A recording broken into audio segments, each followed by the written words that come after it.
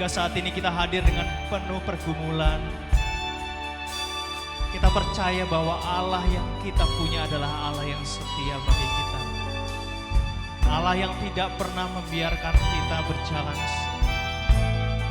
Haleluya. Bapa, Kau setia.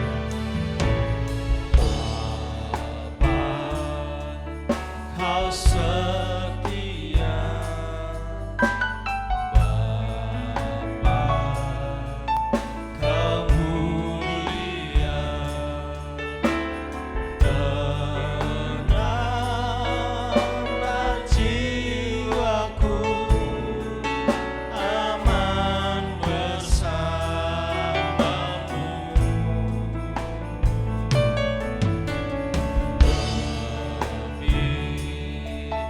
Dari harta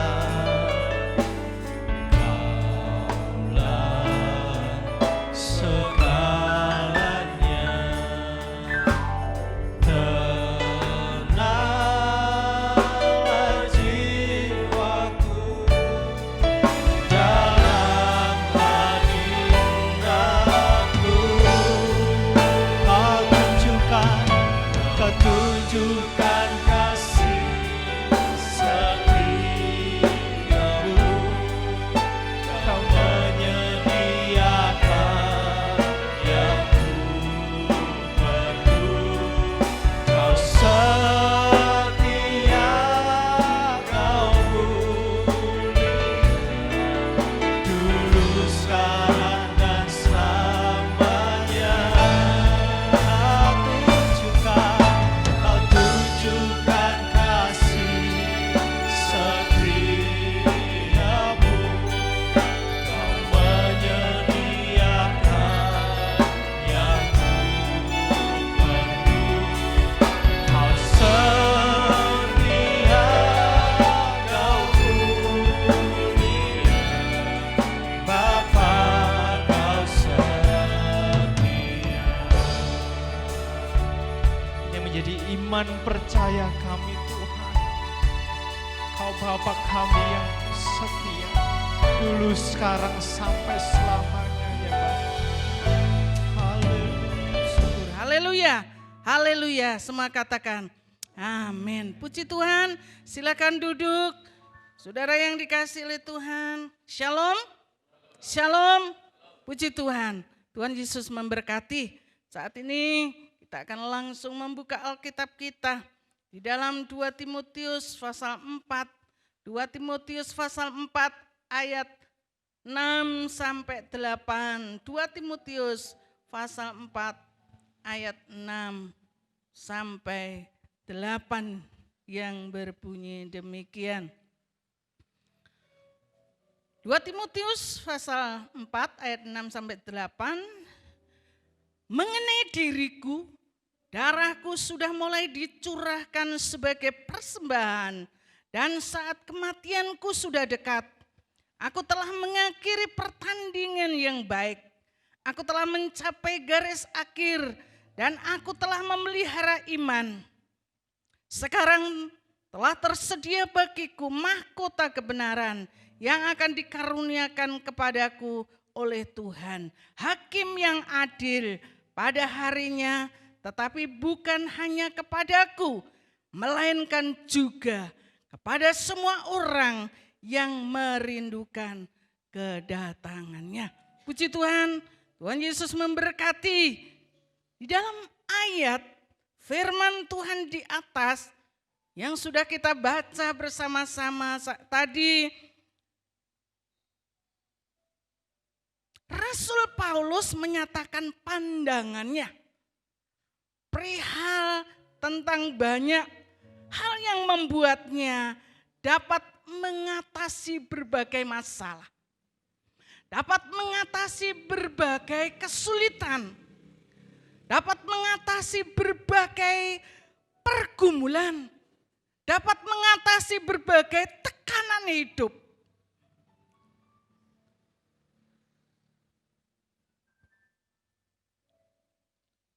Dan dia, saudaraku yang dikasihi oleh Tuhan, Rasul Paulus dapat mengatasi hambatan-hambatan, tantangan-tantangan. Bukan karena Rasul Paulus hebat. Bukan karena Rasul Paulus yaitu pintar. Bukan. Tetapi karena memiliki cara pandang yang benar. Memiliki cara pandang yang benar tentang kesusahan, tentang penderitaan. Oleh karena itu saat ini saya memberikan judul firman Tuhan. Milikilah pandangan yang benar di saat kesusahan datang. Kalau kita memiliki pandangan yang benar di dalam kita menghadapi kesusahan, di dalam kita menghadapi pergumulan, di dalam kita menghadapi setiap penderitaan yang kita alami, maka saudara yang dikasihi oleh Tuhan, kita tidak akan mengalami sungut-sungut. Kita tidak akan mengalami yaitu berat, walaupun itu sangat berat. Tetapi benar-benar ada kekuatan yang dari Tuhan yang selalu menyertai kita. Sehingga Rasul Paulus dapat mengatasi berbagai hambatan dan tantangan sampai pada akhir dari kehidupan dan pelayanannya. Saudara yang dikasihi oleh Tuhan, di dalam kehidupan ini, hidup ini adalah perjuangan, hidup ini adalah berat. Berat. Kalau kita atasi dengan kekuatan kita, tidak mampu. Tetapi kita memerlukan sosok pribadi yang luar biasa, yang hebat. Siapa? Tuhan kita Yesus Kristus. Tuhan kita Yesus Kristus. Oleh karena itu, Rasul Paulus mampu menghadapi karena dia memiliki pandangan yang benar tentang kesusahan, tentang penderitaan. Oleh karena itu saat ini kita akan belajar Rasul Paulus pandangannya ia hanya tujukan kepada hari ini, kemarin, dan hari esok. Kita akan lihat, kita akan coba simak saat ini. Rasul Paulus memiliki pandangan benar tentang hari ini. Kalau kita melihat di dalam ayat 6, mengenai diriku, darahku sudah mulai dicurahkan sebagai persembahan. Sebagai persembahan. Dan saat kematianku sudah dekat. Rasul Paulus memandang hari ini dengan suatu kepastian. Memiliki kepastian. Karena apa? Rasul Paulus dia ini percaya kepada Tuhan, tidak salah. Walaupun banyak penderitaan yang dia alami. Dia kalau menoleh ke belakang, dia ini kehidupannya sudah mapan. Dia ini dihormati. Dia memiliki jabatan yang luar biasa. Tetapi dia tinggalkan, dia percaya kepada Yesus. Dia melayani Tuhan. Berbagai masalah, berbagai penderitaan dia alami. Tetapi dia memiliki kepastian pandangannya. Bahwa kesusahan, penderitaan yang dia alami tidak memandang sebagai tawanan. Tidak memandang dia ini sebagai kesusahan atau tawanan Romawi. Tetapi sebagai suatu korban atau persembahan kepada Tuhan. Begitu luar biasa pandangan Rasul Paulus. Kesusahan, penderitaan yang dia alami. Dia memiliki pandangan semua penderitaan karena dia persembahkan kepada Tuhan. Dia persembahkan kepada Tuhan. Dia memiliki pandangan yang luar biasa. Memiliki pandangan tentang kematian. Tentang kematian. Sehingga walaupun dia mengalami kesusahan, tetapi dia memiliki kepastian, memiliki keyakinan yang kuat bahwa di saat dia harus mati, suatu keuntungan. Kalau kita lihat Filipi 1:21, karena bagiku hidup adalah Kristus dan mati adalah keuntungan. Tidak takut. Dia tidak takut mengalami kematian. Bahkan dia banyak orang yang takut mati. Dia takut, sangat takut akan kematian. Kenapa? Dia masih meragukan. Dia masih ragu. Keyakinannya ragu. Kok bisa? Dia setia. Tidak menjamin setia. Memiliki keyakinan kepastian. Tetapi dia hidup di dalam kebenaran. Hidup dengan keyakinan yang teguh. Hidup dalam ketaatan, itulah yang memastikan dia memiliki kepastian yang luar biasa.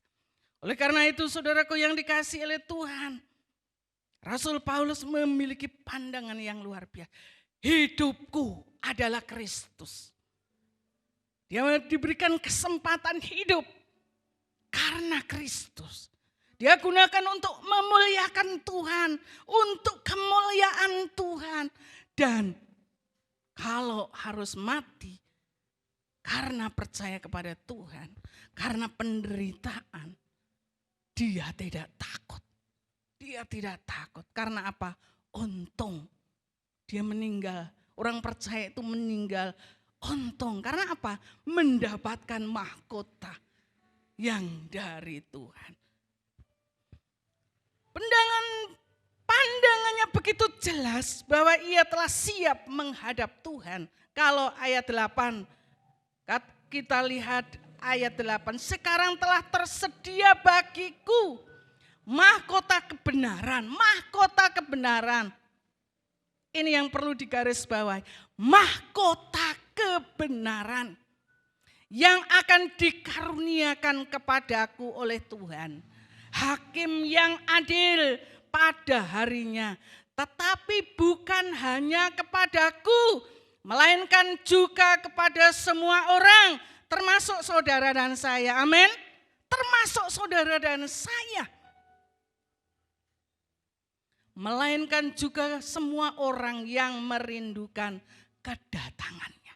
Mahkota kebenaran.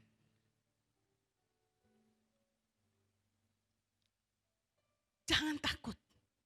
Di saat kita menderita, kalau kita memiliki pandangan yang benar, kita tidak bersungut-sungut. Kita tidak putus asa. Bahkan kita tidak akan pernah menyalahkan Tuhan. Kita penderitaan, kesusahan yang kita alami, kita persembahkan kepada Tuhan. Tuhan sudah menderita. Dan kita ambil bagian di dalam penderitaan. Amin. Kalau kita memiliki pandangan yang benar tentang penderitaan kesusahan, maka kita akan senantiasa sukacita. Yang kedua, milikilah pandangan yang benar perihal hari kemarin. Rasul Paulus memandang, coba kita akan lihat ayat 7, aku telah mengakhiri pertandingan yang baik, aku telah mencapai garis akhir, dan aku telah memelihara iman. Rasul Paulus percaya kepada Tuhan di dalam perjalanan, di dalam percaya kepada Tuhan, di dalam dia ini menyerahkan hidupnya untuk Tuhan, untuk memberitakan tentang keselamatan. Banyak hal yang harus dihadapi, tetapi Rasul Paulus, saudaraku yang dikasihi oleh Tuhan, dia selesaikan semuanya. Dia lakukan semuanya ini dengan baik. Sampai akhir. Sampai akhir. Ya. Dan aku telah memelihara iman. Iman itu harus dipelihara. Iman itu harus dijaga. Supaya tetap kuat. Supaya tetap kokoh. Karena apa? Banyak hal yang bisa iman kita ini jatuh, yang bisa iman kita ini goyah. Tetapi kalau iman kita terus kita pelihara, maka kita akan senantiasa diberikan pemulihan oleh Tuhan. Diberikan pemulihan oleh Tuhan. Rasul Paulus memandang hari kemarin tanpa menyesal. Tidak menyesal. Tidak pernah menyesal walaupun di dalam penderitaan. Walaupun dia harus dipenjara, walaupun dia harus ditawan, dia tidak menyesal. Dia hadapi dengan penuh sukacita, dengan kekuatan Tuhan. Karena apa? Imannya dipelihara. Sehingga dia selalu kuat di dalam Tuhan. Jangan menoleh ke belakang. Menoleh ke belakang hanya untuk pelajaran yang baik saja. Amin. Pelajaran yang baik. Jangan kita menoleh ke belakang melihat kekurangan kita, dosa-dosa kita. Dosa-dosa kita bisa kita akan terpengaruh kembali. Tapi melihat ke belakang itu untuk pelajaran yang baik saja. Rasul Paulus melihat ke belakang di dalam kehidupannya yang sangat memprihatinkan. Tetapi untuk pelajaran dia bersyukur. Dia percaya kepada Tuhan. Dia bersyukur hidupnya ditangkap oleh Tuhan. Dia bersyukur untuk pelajaran yang memberikan kekuatan di dalam imannya. Salah adalah salah kalau kita menoleh ke belakang hanya melihat dosa kita di masa lalu. Kalau kita melihat di dalam Mazmur 25 ayat 7, ini pemazmur atau Raja Daud, dia menganggap bahwa masa lalu ini penuh dengan dosa-dosa. Dosa-dosaku pada waktu muda dan pelanggaran-pelanggaran janganlah kau ingat, tetapi ingatlah kepadaku sesuai dengan kasih setiamu. Oleh karena kebaikanmu ya Tuhan. Ini doa Daud. Daud sadar bahwa di belakang yang sudah ia lalui adalah banyak kekurangan-kekurangan. Banyak dosa-dosa yang dia perbuat. Tuhan, jangan dosa-dosaku, jangan kau ingat. Jangan kau ingat. Minta supaya Tuhan tidak mengingat. Tuhan tidak pernah melihat. Tidak pernah mengingat masa lalu kita. Asal kita berubah. Asal kita berubah. Asal kita ada perubahan, kita bertobat. Tuhan tidak mengingat-ingat masa lalu. Sekali lagi saudaraku yang dikasihi oleh Tuhan, adalah baik untuk melihat ke belakang, mengetahui apa yang telah Allah lakukan di dalam kehidupan. Kita akan bandingkan juga di dalam Mazmur 126 ayat 3. Tuhan telah melakukan perkara-perkara kepada kita, maka kita bersukacita. Perkara-perkara besar apa yang sudah Tuhan perbuat, saudara dan saya? Kita diselamatkan. Amin. Kita diselamatkan. Kita yang tadinya di lumpur dosa, yang seharusnya dihukum, Tuhan selamatkan, Tuhan angkat dari lumpur dosa kepada terangnya yang ajaib. Kepada hidup di dalam kebenaran. Di dalam kita ini mengikut ajaran Tuhan. Maka kita kalau kita merenungkan siapakah kita. Hati kita penuh sukacita. Kita bersyukur kepada Tuhan. Anugerah Tuhan. Kita tidak layak menerima keselamatan yang dari Tuhan sebenarnya. Tetapi Allah anugerahkan kepada kita. Itu merupakan luar biasa. Selanjutnya saudaraku yang dikasihi oleh Tuhan, ketika Rasul Paulus melihat ke belakang, dijumpainya hidup ini tidak mudah. Hidup ini tidak mudah kalau kita lihat Roma 6 ayat 4 sampai 10. Hidup ini tidak mudah. Tetapi kita dibenarkan karena Kristus. Kita percaya kepada Tuhan. Kita ditebus oleh Tuhan kita Yesus Kristus. Kita dikuduskan oleh Tuhan. Dan juga hidup ini sebuah perlombaan atau pertandingan. Rasul Paulus melihat ke belakang bahwa hidup ini tidak mudah. Hidup ini adalah sebuah perlombaan atau pertandingan yang perlu diselesaikan. Perlombaan iman. Perlombaan kesetiaan kita kepada Tuhan. Siapakah kita? Tuhan sudah setia kepada kita. Dan kita akan setia kepada Tuhan. Kita melakukan sesuatu yang Tuhan tugaskan kepada kita. Yang harus diselesaikan. Sehingga kalau kita melihat di dalam Filipi 2 ayat 16. Sambil berpegang pada firman kehidupan. Agar aku dapat bermegah pada hari Kristus. Bahwa aku tidak percuma berlomba. Dan tidak percuma bersusah-susah.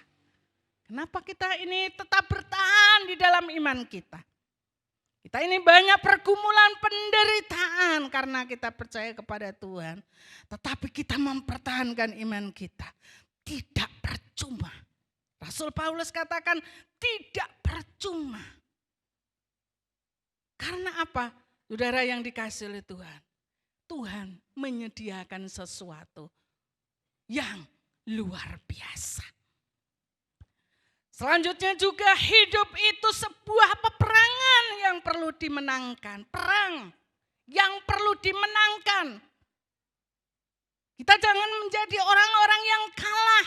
Di dalam menghadapi kesusahan. Di dalam menghadapi penderitaan. Iman kita mulai goyah. Kita tidak lagi percaya akan kekuasaan Allah. Akan kasih setia Allah. Tetapi mulai goyah, mulai goyang iman kita, mulai meragukan kuasa Tuhan, kasih Tuhan. Tetapi biarlah kita akan terus menang. Terus menang.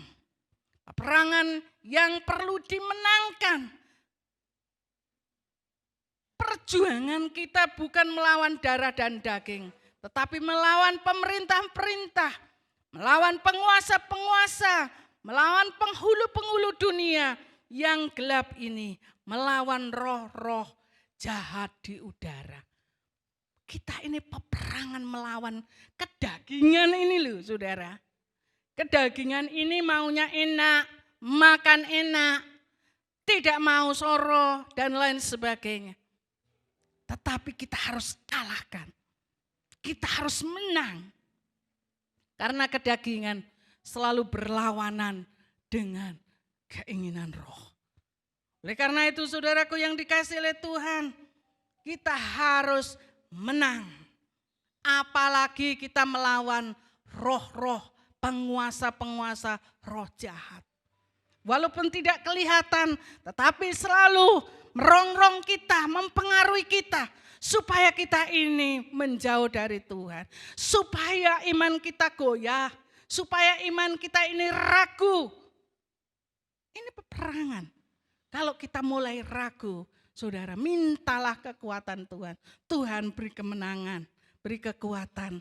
Topang saya Tuhan. Sehingga menghadapi kesulitan, saya menang sampai akhir. Amin. Sampai akhir hidup kita. Dan juga ada tugas yang perlu dikerjakan. Tugas apa? Kalau kita melihat di dalam Kisah Rasul 20 ayat 24. Tetapi aku tidak menghiraukan nyawaku sedikit pun. Ini kata Rasul Paulus. Asal saja aku dapat mencapai garis akhir dan menyelesaikan pelayanan atau penginjilan, mengabarkan tentang keselamatan.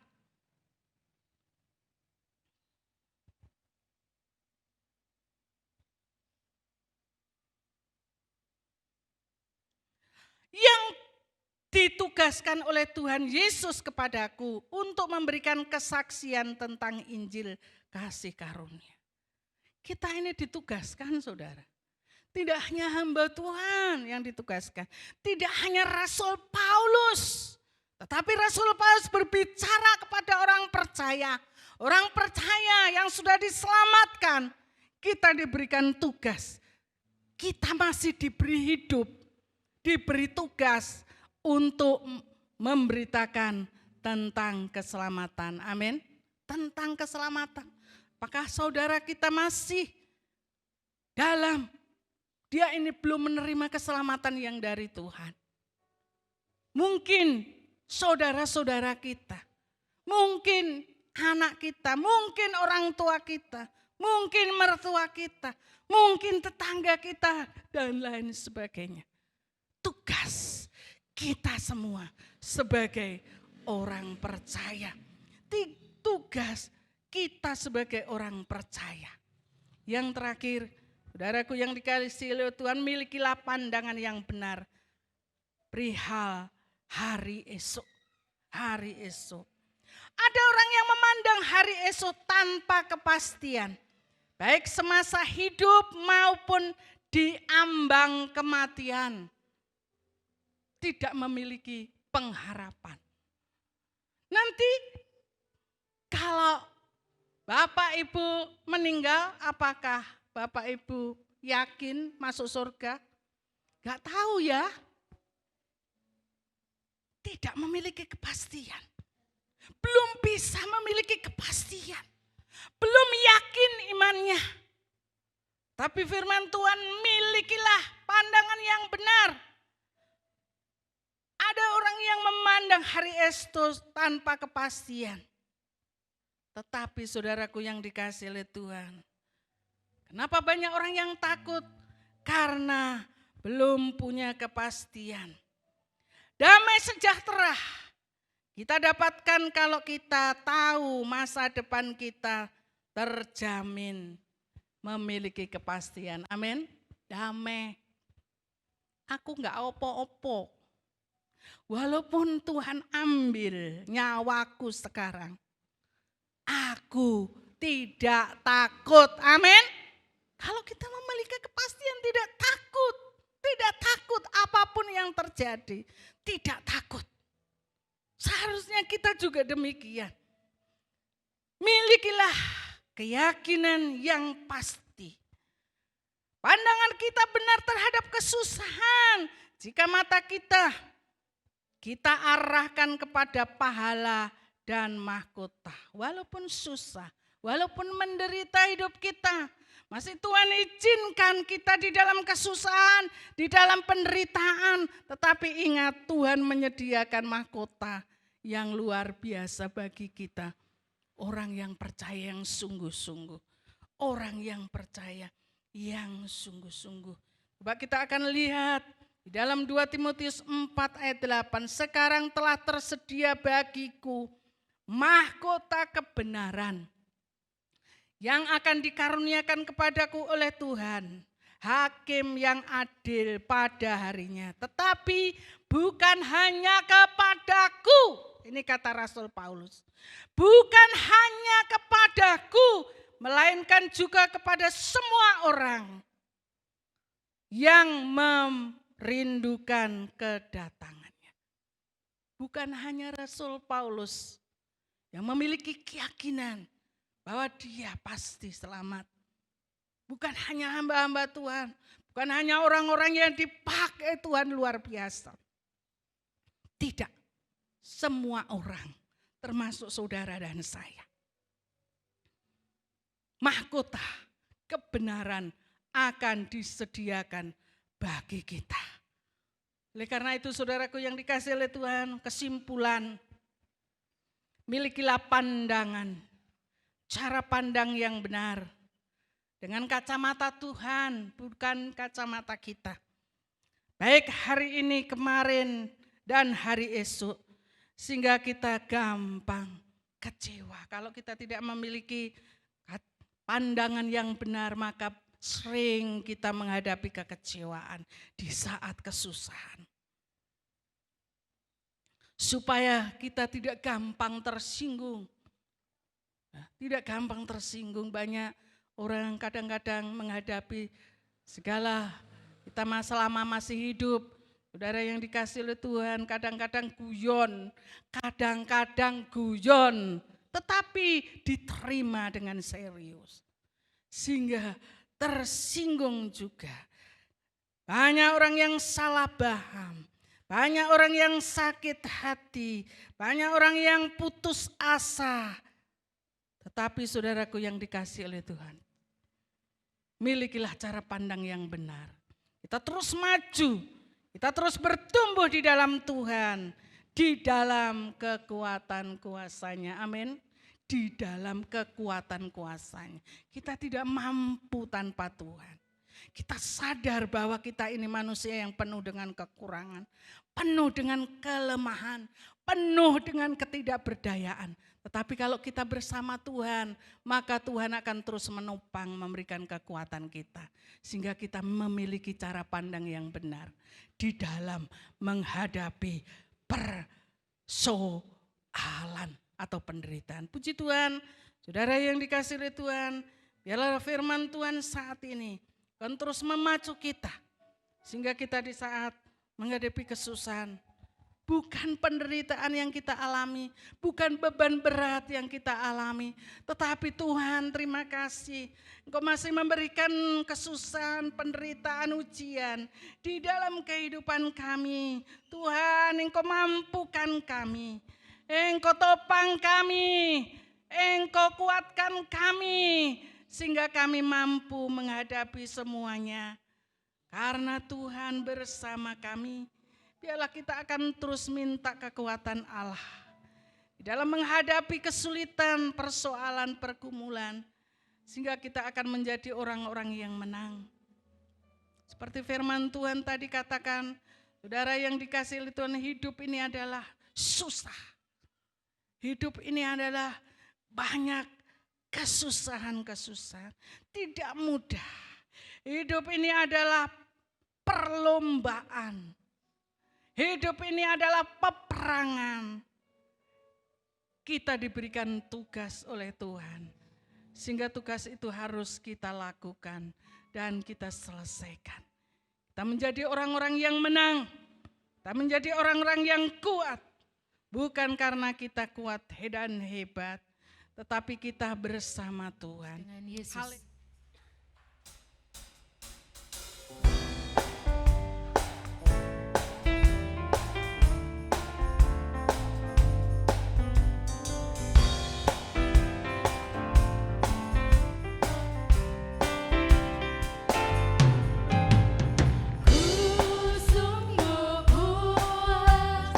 Puas dengan Yesus, ku sungguh puas.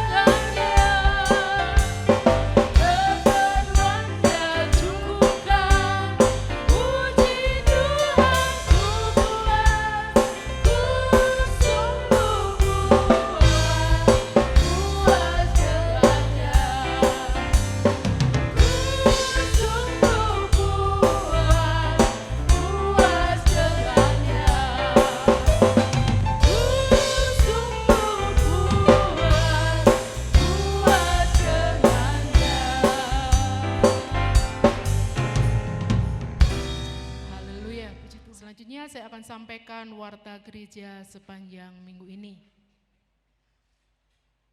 Setiap hari Senin sampai dengan hari Sabtu ada doa pagi di gereja jam 4 pagi. Kemudian hari Senin saya sisipkan juga di sini. Oh, ini ada gambarnya ya. Hari Senin itu Departemen Kaum Wanita Daerah 1 Jatim akan mengadakan jumpa water, jumpa wanita terpuji, tetapi melalui Zoom.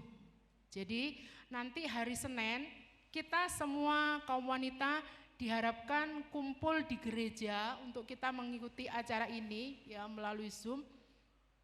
Jam 6 sore itu Zoom sudah mulai, jadi diharapkan kaum wanita sebelum jam 6 kita sudah berkumpul di gereja. Dan juga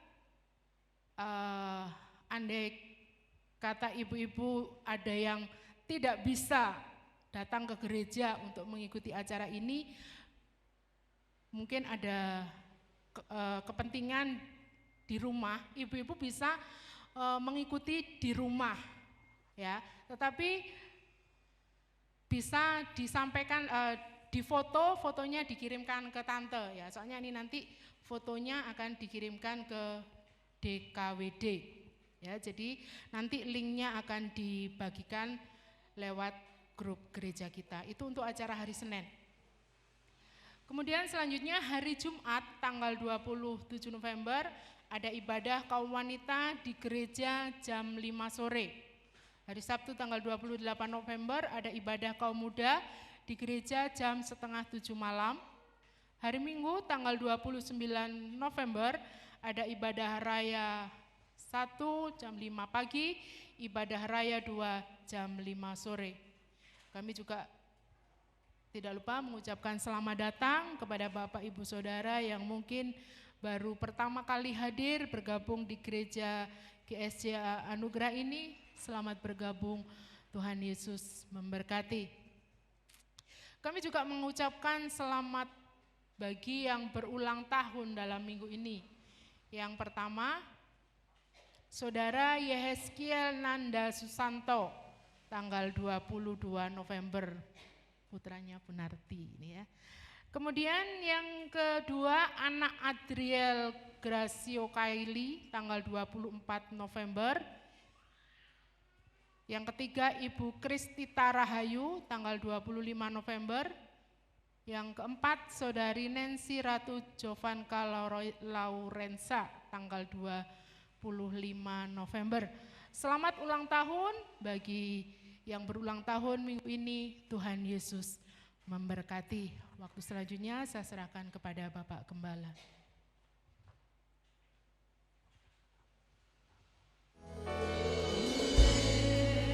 Karena kemurahan Tuhan ku ada sampai hari ini, oleh karena kebaikan Tuhan janji-Mu terjadi bagiku. Oleh karena kemurahan Tuhan ku ada sampai hari ini, oleh karena kebaikan Tuhan janji-Mu